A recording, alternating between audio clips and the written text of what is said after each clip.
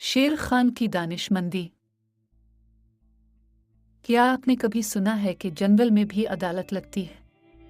चलो आज शेर खान की एक ऐसी ही कहानी सुनते हैं। एक घने जंगल में जानवरों में झगड़ा हो गया। हिरन, बंदर, हाथी और लोमड़ी सब शेर खान के दरबार में शिकायत लेकर पहुंचे। क्या हुआ था आखिर? हिरन ने कहा बंदर इसका खाना चोरी करता है। बंदर ने कहा वो तो सिर्फ फल खाता है। लोमड़ी ने शिकायत की कि हाथी ने उसकी सब्जियों वाली जगह रौंद दी है। जंगल में मच गया शोर। शेर खान ने सबकी बात सुनी और सोच में पड़ गया।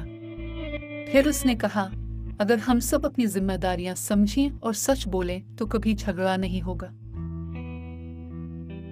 शेर खान ने बंदर को समझाया, हिरन को तहकीक करने का कहा, हाथी को एहतियात करने का मशवरा दिया और लोमड़ी को बाड़ लगाने का कहा।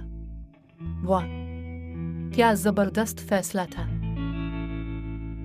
सब जानवर शेर खान की दानिशमंदी पर खुश हुए और वादा किया कि अब हमेशा प्यार से रहेंगे। इस दिन के बाद जंगल में कभी झगड़ा नहीं हुआ।